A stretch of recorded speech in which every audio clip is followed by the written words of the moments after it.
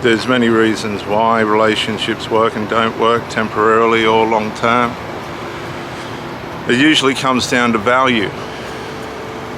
The value of what that person has within the scope of the relationship. These days you're juggling all the tensions and pressures of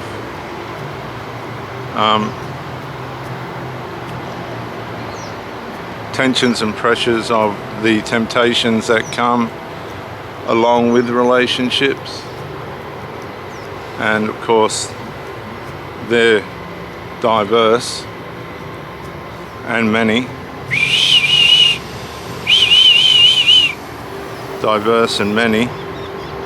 And then there are the parts of us that want to try harder, which usually repel to some extent the person that we're with. And then there's the broken relationship aspect, where people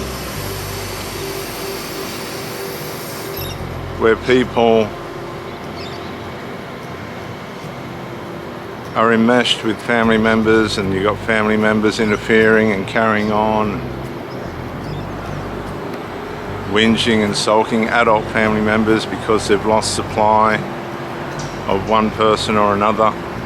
I've seen grown males disintegrate into infantile little children that have tried so hard to ruin their mother's relationship. They've lost their way in their life and lost their job and had a narcissistic collapse and breakdown. I've seen several of these where they'll feign sickness and mental health issues, and they'll even go so far as wanting to commit suicide.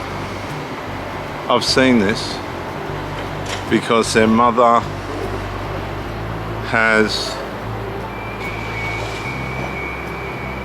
found somebody that she could possibly have a sensible relationship with. They'll feign sicknesses, they'll feign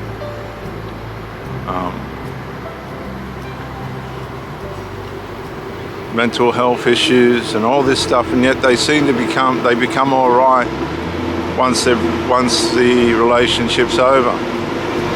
And the funny part about it is the parent needs these adult children and make them a priority just as much as the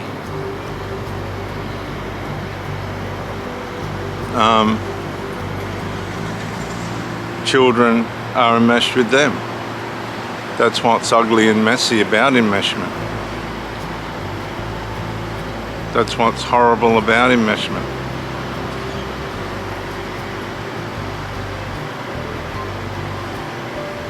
Enmeshment is a triangulation of a relationship, and believe me, these enmeshed people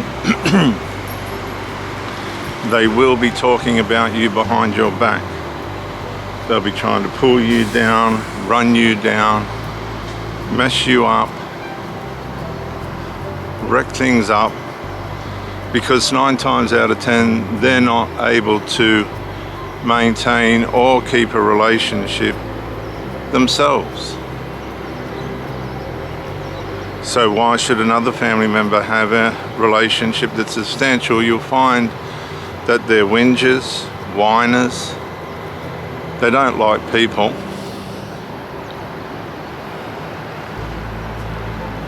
They don't like themselves, yet to some degree all they do is look at themselves in the mirror and try and work out what they can do to love themselves more. But that doesn't lead to anything, because the face in the mirror can't love you back.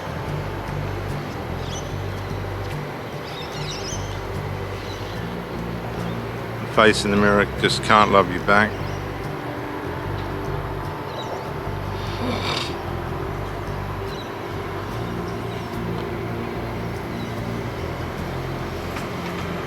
So they become more frustrated. It's sort of very similar to loving a doll. You can't love your reflection. Come on, Hank. Come on. You can get all the chills and thrills and spills from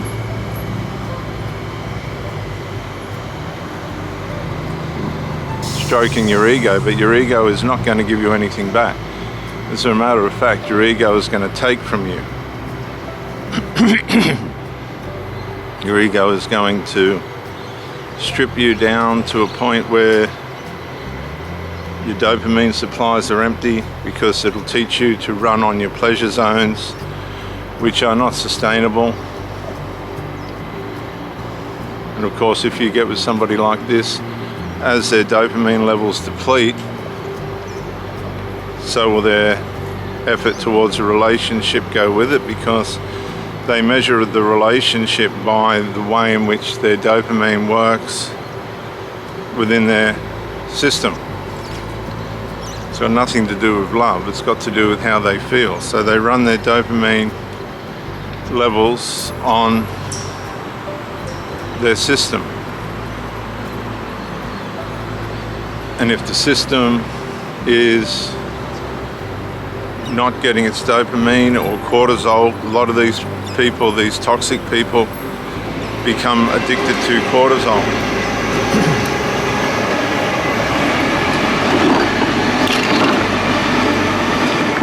Cortisol being the one that really does damage.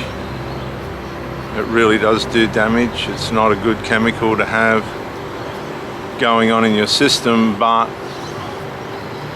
a lot of people enjoy the toxicity and the cortisol that comes with the stress and toxicity, and they're really only bringing harm and disease on themselves. But some people just love toxicity. If you meet somebody that loves toxicity and you're a peaceful person, they'll come into the peace. They'll come into that place of peace. But they'll also go back to the toxicity. And I've known women that have come for the peace and gone back to live in their toxicity with their family members and things. And I call it splitting. They've lived a double life. They've split their personality. They've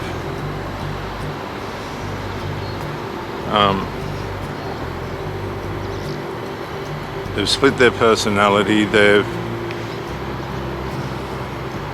trying to live a double life, and some blokes will put up with this. If you're a desperate, a Brad, or somebody like this that will tolerate the misbehaviour and half supply of a woman that wants to have a cake and eat it too, and that's what these people are. They have their cake and eat it too. They're going to end up in favouring the enmeshment. They're going to end up putting the enmeshment first, because little Johnny, 30-year-old Johnny, needs mummy, or this kind of, it's quite an epidemic now through what's happened out of the single mother formations. It's quite an epidemic. And of course,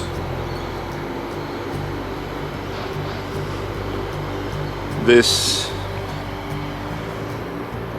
is a lot of the reason why the narcissism is the way it is, because the mother and the child or children have dual fantasies that have nothing to do with reality, and they live within the toxicity of that.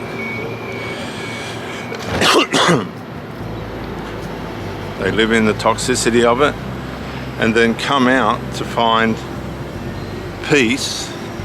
They meet people that bring them peace, and then go back to their toxicity. And when you realize that you are with someone that's toxic and that they're using you for an injection of peace, but they really want to go back to their drama and you don't belong there, disattach, come back to yourself, get help and healing, leave that person to their toxicity, and never go back.